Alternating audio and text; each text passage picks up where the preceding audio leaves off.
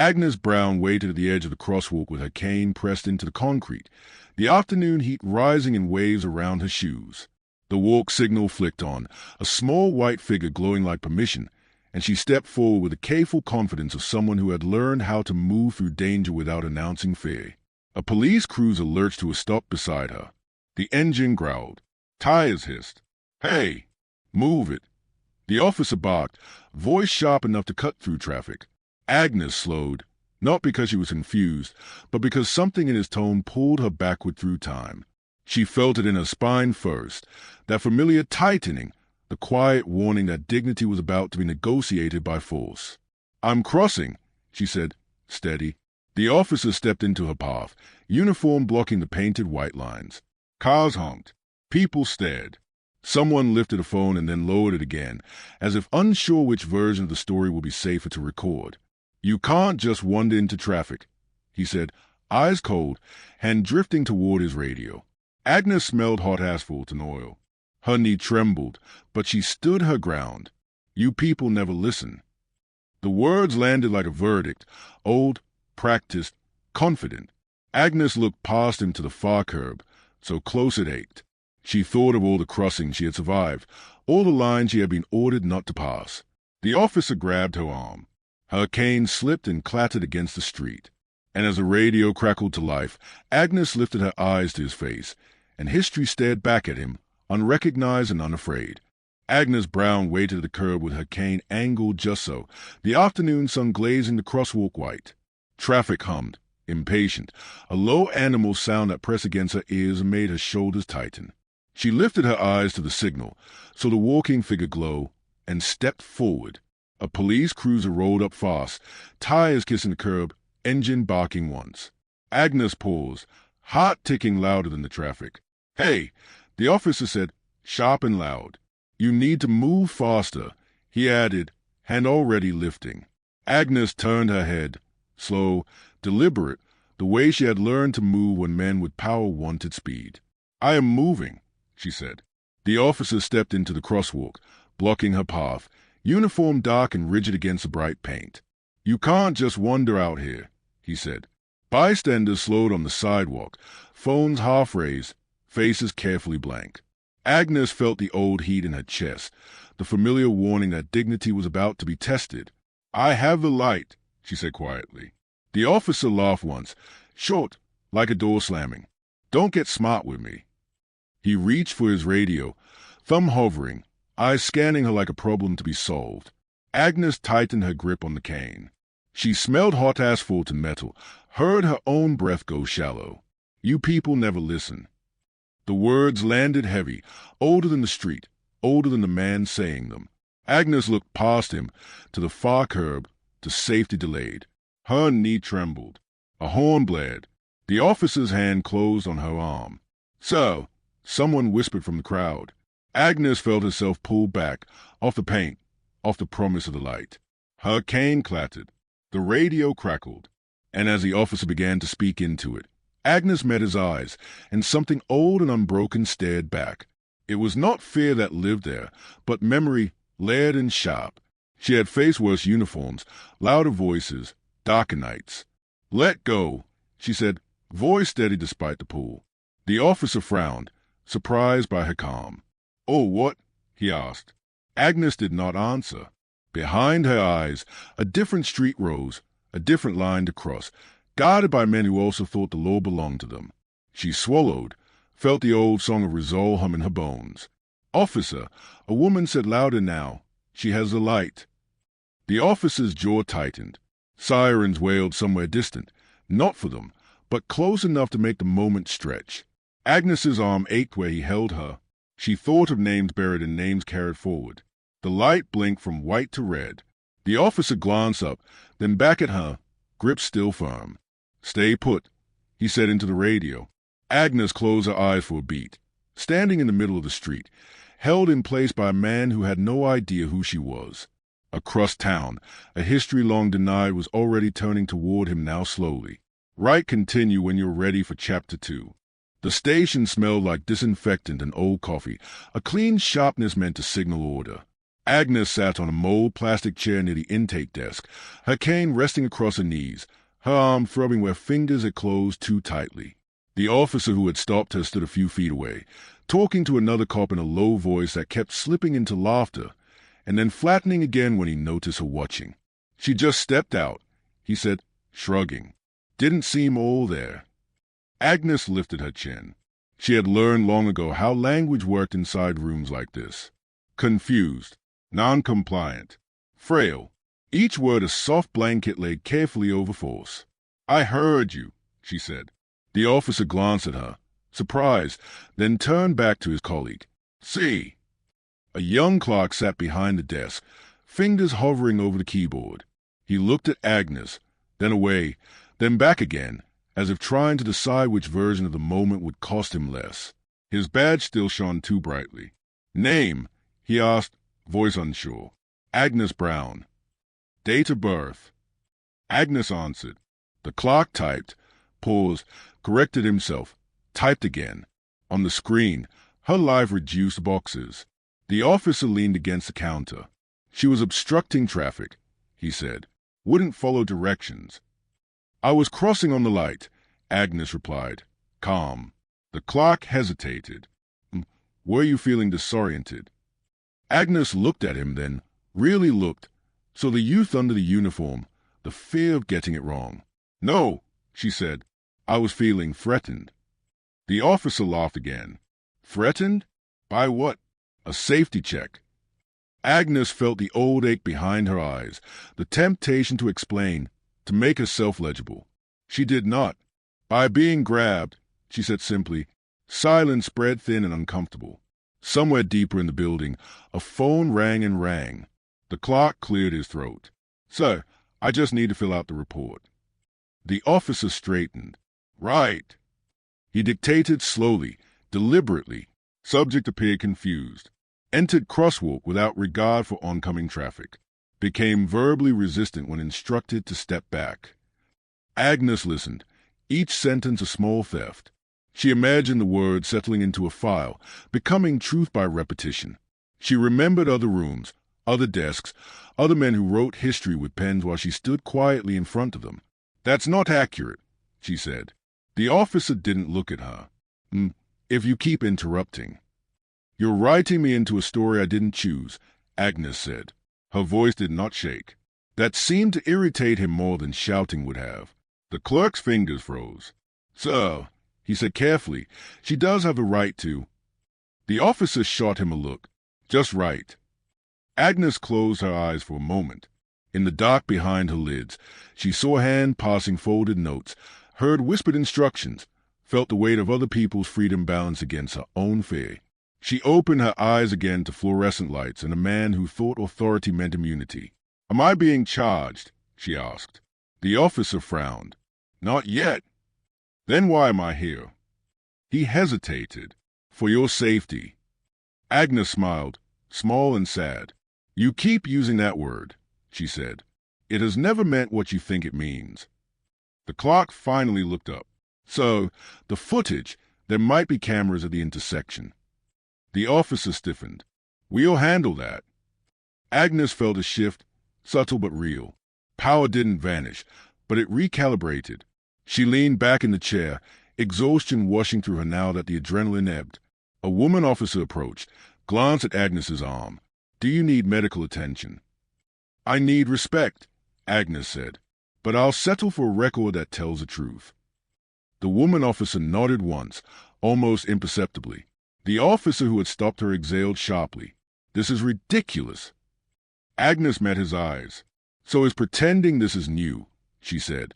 He looked away first. Minutes passed. Forms printed. Staplers clicked. The clerk slid a paper across the desk. "You're free to go, Ms. Brown." Agnes stood slowly, joints protesting, dignity intact. She took her cane, adjusted her coat.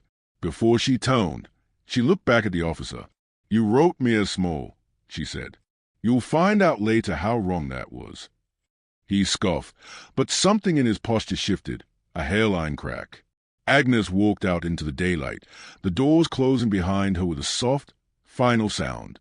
Outside, The city moved on, unaware that a record had been created, and that records, once challenged, sometimes tell stories their writers never intended. The news reached the block before Agnes did. By the time she stepped out of her daughter's car, cane tapping against a familiar crack in the sidewalk, 3 neighbors were already standing near the stoop, voices low and urgent. Someone had texted. Someone had seen the cruiser. Someone's cousin worked downtown and knew how these things went. "Miss Agnes," Mrs. Carter said, hurrying forward, hands fluttering like she wanted to touch her but didn't know where it would hurt. "Lord, are you all right?" "I'm home," Agnes said. "That's enough for now." Her granddaughter Lena stood rigid beside her, jaw tight, phone clenched in her hand. "They put hands on you," she said, not asking. Agnes met her eyes. "Yes." "That's it," Lena snapped. "I'm calling a lawyer. I'm calling everybody." "Slow down," Mr. Ellis said from the steps. "You know how this city is." "That's exactly why she shouldn't slow down," Lena shot back. Agnes rested her hand on Lena's arm. "Baby," she said gently, "I've survived faster storms than this." Lena looked at her then, really looked, and something flickered across her face, pride tangled with fear. "You shouldn't have to survive at all," she said. Inside the house, the air felt thick, crowded with concern. Neighbors drifted in, bringing plates no one ate from, sitting too close, asking the same questions in different tones. "What did you say to him? Did anyone film it? Did they charge you?" Agnes answered what she could, let the rest pass. She noticed how carefully some people avoided the word police, how others said it too loudly, as if volume alone could push back against memory. "They always start polite," Mrs. Carter said. "Then it's all Mensa until it's not." "They always say it's for your safety," Mr. Ellis added. Agnes nodded. "That part hasn't changed." Lena paced. "Someone had a phone out," she said. "I saw it. That man knew it too." "Knowing isn't the same as caring," Agnes replied. A knock came at the door, firm but not aggressive. Lena froze. Agnes lifted her hand. "It's all right." A woman stood outside, mid-30s, notebook tucked under her arm, press badge clipped to her jacket. "Ms. Brown?" she asked. "My name's Rachel Kim. I'm a local reporter." Lena stepped forward. "How did you—" "Scanner traffic," Rachel said. "And a tip." Agnes studied her face, the careful professionalism, the hunger barely disguised. "Come in," she said. They sat at the kitchen table, the same table where Agnes had helped with homework and shelled peas and folded flyers long ago. Rachel set her recorder down but didn't turn it on yet. "I don't want to ambush you," she said. "I want to understand." Agnes smiled faintly. "Then you're already ahead of most." Rachel asked measured questions. Agnes answered measuredly. No tears, no raised voice, just facts. When the officer stopped you, Rachel asked, "Did he say why?" Agnes paused. "He said I didn't belong in the street," she said. "Not in so many words." Rachel's pen slowed. "That's how it felt. That's how it always feels." Lena leaned forward. "This isn't just about today," she said. "This happens all the time." Rachel nodded. "That's what I'm hearing." Agnes watched the exchange, the generational rhythm of urgency and caution playing out again. She remembered meetings where young voices burned bright, demanding action, and elders measured time like a resource that ran out faster than anger. "Will you run it?" Agnes asked. "Yes," Rachel said. "But I need more context. Patterns. History." Agnes folded her hands. "History," she repeated softly. After Rachel left, promising to follow up, the house settled into a quiet attention. Evening crept in through the windows, turning everything amber. Lena sat across from her, phone forgotten now. "Why didn't you tell me before?" she asked. Agnes didn't pretend not to understand. "Tell you what?" "All of it," Lena said. "The way you talk, the way you don't flinch." Agnes looked down at her hands, the veins prominent, the skin marked by time. "Because I didn't want you to inherit it," she said. "But I already did," Lena replied. Agnes nodded. "Yes, you did." Outside, a car slowed, then moved on. Agnes felt the old instinct to catalogue faces, exits, shadows. Some habits never retired. That night, as the neighborhood quieted, Agnes sat alone in her room and opened the small wooden box she kept beneath her bed. Inside were folded papers, yellowed photographs, a pin wrapped in cloth. She held one photo up to the light. Younger faces stared back, defiant and careful all at once. She had learned early that survival required both. Across town, Rachel sat at a desk, searching a name that had not yet made headlines. Agnes Brown. At first, nothing came up. Then a footnote. Then an old arrest record scanned poorly, name misspelled but recognizable. Then a photograph archived under a different story. Rachel leaned closer to the screen, pulse quickening. Back in her bedroom, Agnes closed the box and slid it back into place. She lay down slowly, joints aching, mind restless. She had crossed many streets in her life, some with witnesses, some alone. Tomorrow, the neighborhood would know more, and so would the city. Rachel Kim had learned to recognize a moment when a story stopped being an assignment and started becoming a responsibility. It usually came quietly, without fanfare, a detail that refused to stay small. Agnes Brown's name refused to stay small. At first, it was just a partial match in a digitized police ledger from the late 1960s. The scan was faint, the ink blurred, the spelling off by one letter. Agnes Brown, charged with unlawful assembly. Case dismissed. No photo attached.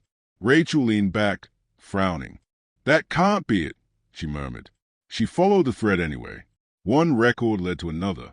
A church basement listed as a meeting location. A transportation permit denied, then mysteriously approved weeks later. A woman described only as female organizer in a local FBI memo, name redacted, age estimated. Rachel cross-referenced addresses. Same block, same neighborhood Agnes still lived in. Her fingers hovered above the keyboard. Oh, she whispered. She pulled a dusty Yibik-style photo from a university archive. Student volunteers, summer of '67. Third row, second from the left. A young black woman stared directly into the camera, chin lifted, eyes alert. Not smiling. The caption listed everyone except her. Rachel zoomed in. The resemblance was unmistakable. She printed the image and drove across town to the city library, the older one with real archivists instead of interns. An elderly man named Samuel helped her navigate boxes no one had opened in years. You're not the first to ask about that movement, he said, adjusting his glasses. But you're the first in a while. Why were so many names missing? Rachel asked. Samuel sighed, because they made sure of it. Leaders were visible. Strategists were liabilities. He handed her a folder. Inside were handwritten notes, meeting minutes, courier logs. One line repeated in the margins, always initialed the same way, A.B. Rachel's chest tightened. She was everywhere. Samuel nodded, and nowhere officially. Rachel left the library with copies tucked under her arm, the weight of them heavier than paper should be. She called Agnes from her car, heart pounding. Ms. Brown, she said when Agnes answered. I think we need to talk again. Agnes was quiet for a moment. You found something, she said. Yes. Another pause. Then, softly, come by tomorrow. When Rachel arrived, Agnes was already seated at the kitchen table, the wooden box open between them. She didn't ask how much Rachel knew. You were very careful, Rachel said, choosing her words. Agnes smiled faintly. Careful people lived longer. Rachel spread the documents out. You organized routes. You passed information. You coordinated bail funds. I made sure people got home, Agnes replied, and that some people didn't get lost. Why didn't anyone know your name? Agnes touched the edge of a photograph. Because knowing it would have gotten me killed. Or worse, it would have gotten others killed. Rachel swallowed. And now, Agnes said, meeting her eyes, they grabbed me in the street and called safety. Rachel felt anger rise sharp and clean. This changes everything. Agnes shook her head gently. It changes nothing. It only proves it never stopped. Across town, the officer sat at his kitchen counter scrolling through his phone, jaw tight. A local blog headline flashed past his feed. Questions raised after elderly woman detained at crosswalk. He scoffed, tossed the phone down. Then his wife spoke from the doorway. They're talking about it on the news. He froze. About what? Huh, she said. They mentioned history. His stomach dropped, though he didn't yet know why. Back at the table, Rachel hesitated. If I run this, she said, you'll be visible. Completely. Agnes folded the papers carefully. I've been visible before, she said. The mistake is thinking I ever stopped. Rachel turned on her recorder. Outside, traffic moved steadily through the same intersection where Agnes had been stopped, light changing, people crossing, history repeating itself with a patience that felt almost cruel. This time, though, the record was being written differently. The footage surfaced on a Tuesday morning, quiet as a confession. It wasn't dramatic. No shouting. No sirens screaming into the lens. Just a shaky, slightly angled video of an old woman in a blue coat stepping into a crosswalk, a patrol car stopping too close, an officer's body filling the frame as if the street belonged to him. Rachel watched it twice before publishing. By noon, everyone else had watched it too. The city's morning news played the clip without commentary at first, letting the silence do the work. The officer's voice cut through, sharp, impatient. Agnes's reply followed, calm, steady, unmistakably clear. Then the grab, the cane falling, the camera dipping as a person filming inhaled sharply. The anchor cleared her throat. The department has placed the officer on administrative leave pending review. Administrative leave. Agnes sat in her living room with Lena beside her, the television muted now. The footage looped endlessly across social media, slowed, zoomed, dissected. They keep saying elderly woman, Lena said bitterly. Like that's a headline. Agnes nodded. They don't know what else to call me yet. Her phone rang constantly. Civil rights groups, church leaders, a lawyer who spoke in careful paragraphs about options and timelines. Agnes answered some calls, let others go to voicemail. When Rachel arrived, notebook tucked under her arm again, Agnes waved her in. Sit, she said, before the world changes its mind. Rachel smiled grimly. It's not changing its mind. It's choosing sides. The official statement came an hour later, carefully worded, regret without apology, concern without responsibility. The phrase in accordance with departmental procedure appeared twice. They are controlling the frame, Rachel said. They always try, Agnes replied. Frames are how they survive. Across town, the officer stared at his email, pulse thudding. Administrative leave. Badge surrendered temporarily. No contact with the press. The word temporarily clung to him like a life raft. This is being blown out of proportion, he told his union rep over the phone. I followed protocol. Protocol doesn't play well on video, the rep said, especially with the archives Rachel Kim is digging up. The officer stiffened. Archives. By evening, the second article hit. She was there the first time. Rachel laid out the evidence cleanly. Agnes Brown's role as a courier, as a strategist, as a woman whose name had been intentionally erased to keep movements alive. The article didn't praise. It documented. Agnes read it slowly, finger-tracing lines. She felt the strange dislocation of seeing her life made legible to strangers. They are calling you a hero, Lena said softly. Agnes closed the page. They called us trouble back then, too, she said. Names change faster than systems. The officer's phone buzzed nonstop now. Old classmates, distant relatives. A message from his captain. We need to talk tomorrow. He poured a drink. He didn't finish. The image of Agnes's face replayed in his mind, no longer small, no longer forgettable. In Agnes's living room, the doorbell rang again. This time it was a woman from the city council office, smile tight, eyes alert. Ms. Brown, she said, the mayor would like to speak with you.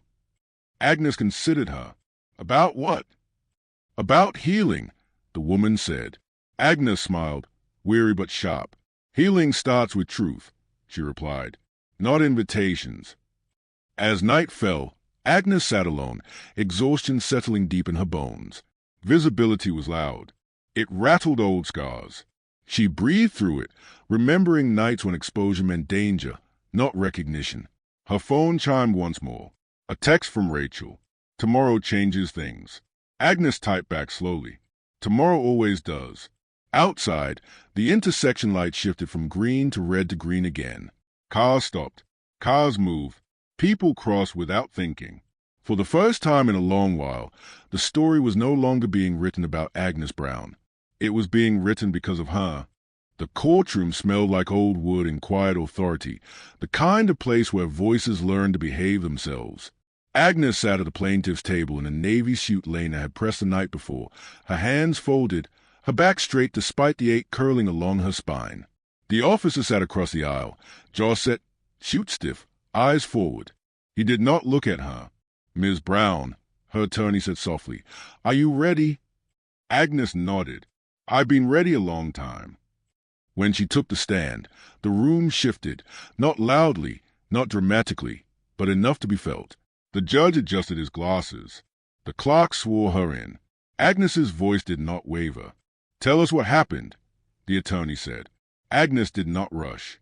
I stepped into the crosswalk on the signal, she said. I was stopped. I was spoken to as if I did not understand my own body or the street beneath it. The defense attorney stood. Objection. That's interpretation. The judge raised a hand. Overruled. Continue. Agnes met the defense attorney's eyes. Then I was grabbed, she said. Without cause. Without warning. The defense attorney said, smooth and precise. Isn't it possible the officer was concerned for your safety? Agnes smiled faintly. Concern does not require force, she replied. And safety does not sound like you people never listen. A murmur rippled through the gallery. The defense attorney shifted. You're referring to alleged language. There is video, Agnes said calmly. And there's pattern. The judge leaned forward slightly. Agnes's attorney nodded. Ms. Brown, can you explain what you mean by pattern? Agnes inhaled. She felt the weight of decades pressed gently against her ribs. When power speaks, she said, it repeats itself. It uses the same words, the same tone, the same excuses. I heard it in 1967. I heard it last month. The defense attorney scoffed. This case isn't about history. Agnes turned to him. It always is. The judge held a silence. Answer the question, he said to the defense. The officer was called next. He testified about training, protocol, judgment calls. He avoided Agnes's eyes. When asked about the phrase captured on video, his voice tightened. I misspoke, he said. It wasn't personal. Agnes closed her eyes briefly. Nothing ever is, she thought. The judge listened, impassive. After closing arguments, the room emptied slowly, like breath leaving a lung. Agnes sat back down, hands trembling now that the performance of steadiness was no longer required. You did good, Lena whispered. Agnes nodded, exhaustion flooding in. I told the truth, she said. That's different. Hours later, the judge returned. His ruling was measured, careful, unmistakable. The officer's conduct, he said, reflected a misuse of authority. The department's response revealed systemic failure. Damages were awarded. Policy reviews ordered. Language sharpened into accountability. The officer stared straight ahead as the words landed. Agnes closed her eyes again, not in relief, but in mourning. Justice, she knew, was rarely gentle. Outside the courthouse, cameras waited. Agnes declined to speak. I've already said enough, she told Rachel quietly. As she walked down the steps, cane tapping against stone, Agnes felt the familiar ache of survival, the cost that never appeared in rulings or headlines. She had stood again, and she would stand again if required. But tonight, she would rest. The city called it resolution. Agnes called it aftermath. The department press conference unfolded the next morning beneath a banner that read commitment to community trust. The chief spoke of reviews and reforms, of retraining and listening sessions. Words stacked carefully, each one chosen to absorb impact rather than deliver it.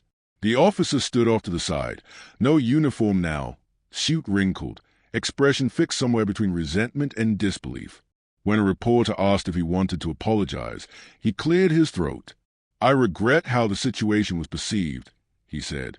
Agnes watched the clip on mute. Lena sat beside her, fists clenched. He still doesn't get it. Agnes nodded. Understanding has never been a requirement. The disciplinary notice followed later that week. Suspension without pay. Mandatory bias training. A note about future conduct. No criminal charges. No public admission of wrongdoing beyond the court's language. Some people were satisfied. Others were furious. Agnes felt neither. Her body kept the score. Sleep came in fragments. Certain sounds, a siren, a sudden voice, tightened her chest before she could stop it. She moved through the days slower now, as if gravity had quietly increased. You should take a break, Lena urged one evening. Go somewhere quiet. Agnes smiled. Quiet has never meant safe. Letters arrived daily. Some grateful, some apologetic, some angry that an old woman had disrupted the order of things. Agnes read them all, then stacked them neatly, refusing to let even hatred arrive chaotically. At the community center, a forum was held. Folding chairs, microphones that squealed, officials who nodded earnestly. Agnes was asked to speak. She stood slowly, Kane steadying her. You want to know what accountability looks like? She asked. It looks like not needing someone like me to remind you. Silence followed, heavy and necessary. Across town, the officer packed his desk under supervision. A few colleagues avoided eye contact. One clapped him on the shoulder. Another looked relieved he was leaving. This isn't over, he muttered to no one in particular. He was right, but not in the way he meant. For Agnes, consequences were quieter. They lived in her joints, in her breath, in the way old memories resurfaced uninvited. Victory did not erase cost. It simply justified it. One afternoon, she sat alone in her living room, the wooden box open again. She placed the court ruling inside, folded once, then twice. History updated. She closed the lid gently. Outside, the city kept moving, imperfect and loud. Agnes rested her hands on her knees and let herself feel tired, not defeated, not triumphant, just human. Justice had come. It had not healed everything, but it had left a mark that could not be ignored. The light changed the same way it always had. White figure glowing. Countdown ticking. Traffic idling with restrained impatience. Agnes Brown stood at the edge of the crosswalk again, cane in hand, the wind tugging gently at the hem of her coat. This time, she was not alone. Lena stood to her right, Mrs. Carter to her left. Two teenagers from the neighborhood lingered a few steps behind, pretending they weren't watching, pretending this wasn't ceremonial. Agnes smiled at that. Ceremony had always made people nervous. Ready? Lena asked. Agnes nodded. I was born ready. I just had to survive long enough. The signal chirped, and they stepped forward together. Cars stopped. Some drivers looked away. Others watched closely, recognition flickering across their faces. No police cruiser rolled up. No voice cut the air. Still, Agnes felt the old awareness rise. Not fear, exactly, but preparedness. Resistance did not retire with age. It adapted. Halfway across, Agnes paused for just a moment. Lena's hand tightened on her arm. You okay? Agnes looked down at the white lines beneath her feet. Paint over pavement. Order imposed on chaos. I'm remembering, she said. She remembered nights when crossing meant running, when lines were drawn by dogs and batons and men who thought power was permanent. She remembered learning that dignity was something you carried, not something granted. They reached the far curb. Applause broke out, scattered, uncertain, then growing. Someone wiped their eyes. Someone else lifted a phone and didn't lower it this time. Agnes turned back toward the street. For a heartbeat, she imagined every crossing she had made layered together, past and present folding into one another like pages pressed flat. This doesn't mean it's over, Lena said quietly. Agnes nodded. It never is. They walked on, leaving the intersection behind. Not conquered, not redeemed, just claimed. That evening, Agnes sat at a kitchen table, the window open, the city breathing in and out around her. She wrote a short note in careful handwriting and slipped it into the wooden box. I stood again. I was not erased. She closed the lid and rested her hand on top, feeling the solid certainty of it. Outside, The light changed once more. Someone else stepped forward. Then another. History did not end. It crossed.